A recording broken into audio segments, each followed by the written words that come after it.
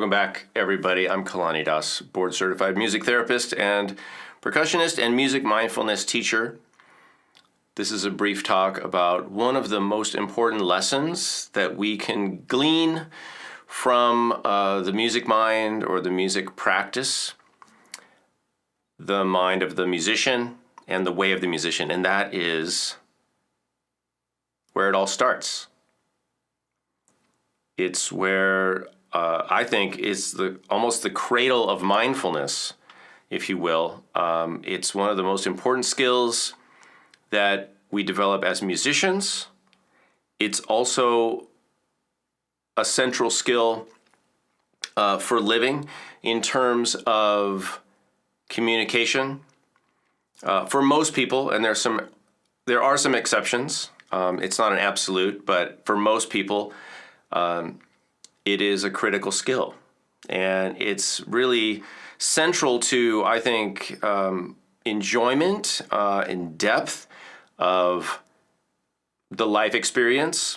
Certainly, it's a big part of how most people experience the world and get enjoyment, communicate with each other, experience the world through their senses, and it's really where music is centered, right? It's what makes music meaningful, or the capacity that I'm talking about.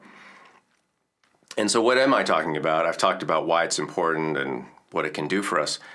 I'm talking about listening.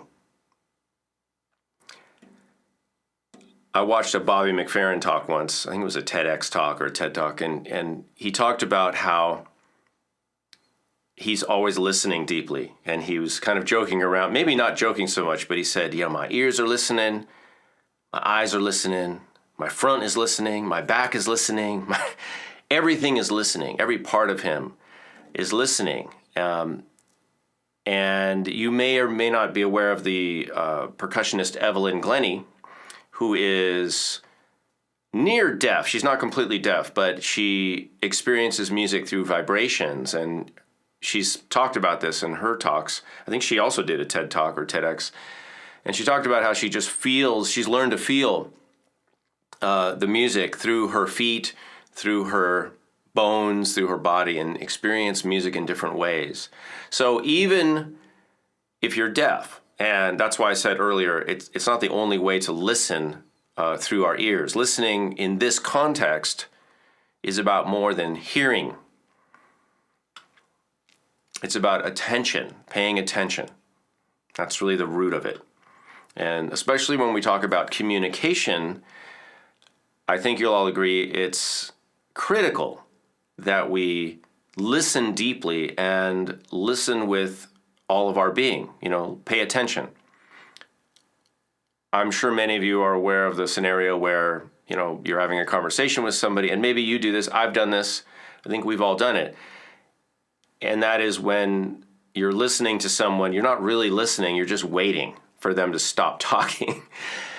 Not with a bad intention or anything, but it's easy to fall into this condition where we're attending to our internal movie, right? Our internal experience of thoughts, images, maybe there's some other components in that imagination, in that imagined experience.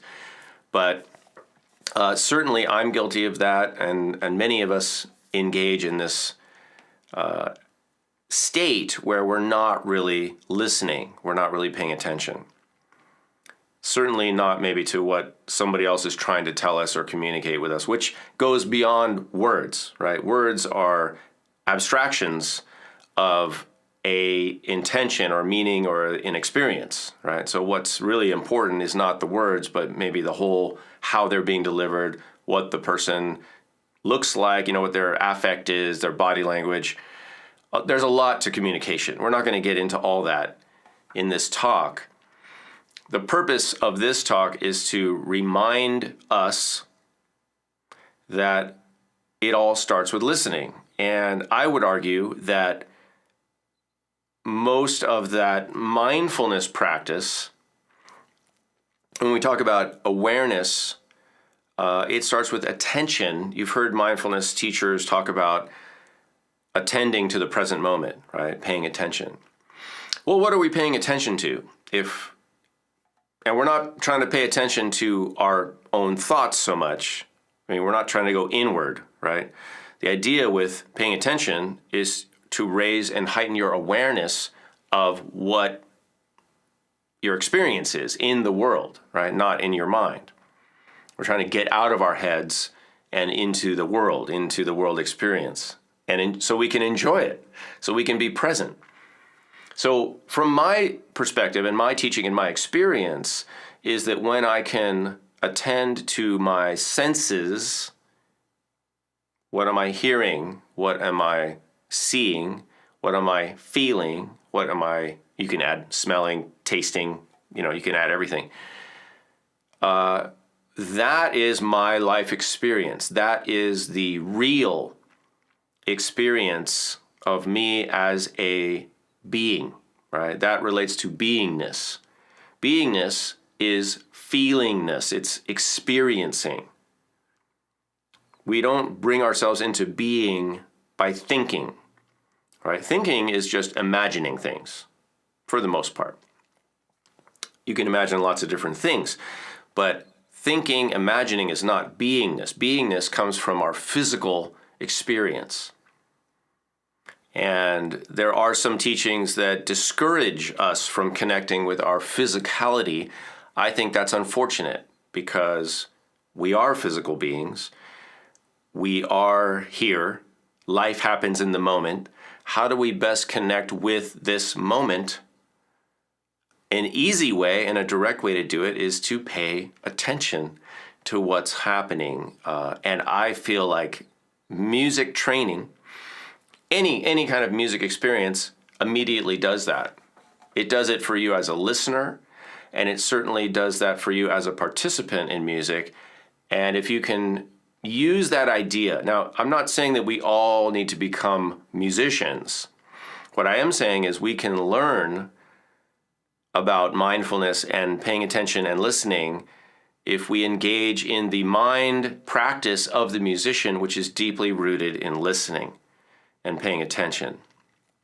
When I practice, I listen to what I'm playing and I learn from that, especially when I'm playing with other people.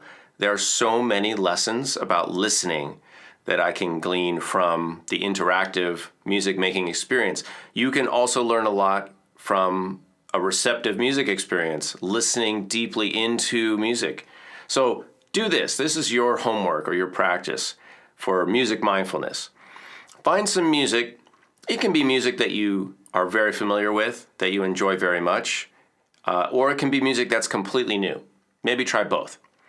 And see if you can not just listen to it as a whole, but listen into the music. And what I mean by that is see if you can start listening to individual little elements. Tune in. You can do this with classical music, pop music, any kind of music. Even a solo player, like even a solo guitar player. See if you can hear individual strings. If it's a symphony piece, try to tune into the sound of a section, the changes, the contours, and see if you can really listen into the music like you've never done before. And that, my friends, is an exercise in attention, paying attention, and what we call deep listening or active listening. And that, if you can do that and not start getting carried away with attending to your imagination too much, because as I've said before, your imagination is just your mind spinning out all kinds of possibilities. But possibilities are not what's happening right now. What's happening is your experience in the moment. And that's where our presence is. That's where mindfulness is spawned. It's created. That's the seat of mindfulness, is attention to what's happening. How do we do that? We do that through our senses, not your brain. Don't use your brain for something it's not good at, right? Use your body. Use your senses. So even if you happen to be deaf, use your other senses, right? So when I talk about listening and attention, I'm not just talking about hearing. I'm talking about awareness, feeling. All right? I've said it before and I'll say it again. It's how you have a sensational life, sensation-based. Try it and then let me know. I hope this is helpful. I'm Kalani Das, music mindfulness teacher, board certified music therapist and musician, and Epicurean. If you're Epicurious, you could look up the meaning of that word. Maybe you are too and you don't know it. All right. Thanks for joining me. You can connect with me more at kalanidas.com. You can listen to the Evolve podcast on iTunes and at kalanidas.com. Thanks for joining me.